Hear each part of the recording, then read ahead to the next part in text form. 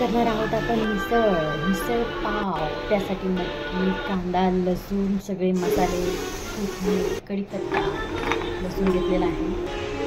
लसूण, अद्रक, खोबरं, कोथिंबीर याची पेस्ट करून घ्यायची आहे।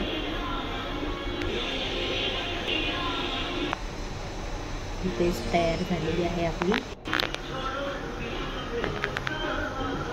त्यानंतर मटकी मीठ करून घ्यायची आहे। खडे लोकांना मारायचे आहेत। चला तर मग मिसळीला सुरुवात करूया। आहे कांदा, करेल तुमचा वांदा।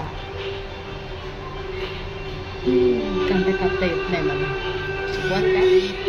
नको, अवघड जाईल। कांदा कापू की नको, कापू की नको? लावून दे, कापला कांदा तुमच्यासाठी। घ्या,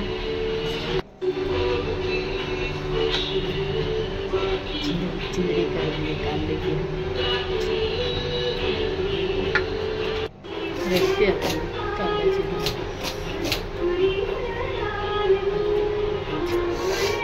कांदे वांदे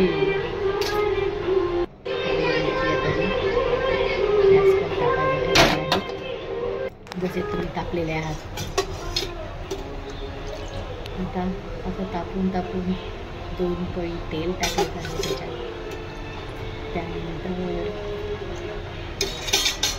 असं तडतडीत मिरचीचा तडका द्यायचा आहे। मग लसूण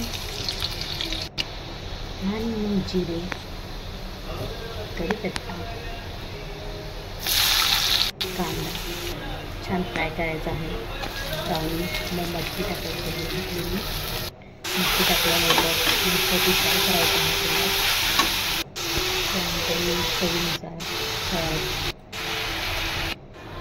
आणि वाटण, सगळे मिसळीचे मसाले, धना पावडर, जिरा पावडर, लाल तिखट, तरी मसाला हे टाकून चांगलं मिक्स करायचं आहे। त्यानंतर तेल सुटेपर्यंत परतायचं आहे आणि त्याच्यामध्ये आपण बाजूला करायला ठेवलेलं गरम पाणी ते ओतायचं आहे। त्यामुळे ती लवकर येते। बघा तरी आलेली आहे, परती आता ह्याला उकळी येईल। उकळी आल्यानंतर थोडंसं आपण 10-15 मिनटं उकळू द्यायचं आहे ह्याला। उकळी आल्यानंतर जी तरी येणार आहे तुम्ही बघू शकाल थोड्या वेळाने उकळीनंतर। हे बघा तरी आलेली आहे। तर ही तरी आपण बाजूला एका पातेल्यात काढून घेणार आहोत। सातारकडे म्हटल्यावर तरीचा विषयच नाही, तरी तर पाहिजे। मग ते कोणतेही कालवण असो किंवा काही असो, मिसळीला तर तरी लागतेच। ही आहे तरी, वरतून घ्यायची मस्तपैकी कांदा लिंबू मिळून तरी झाला आमचा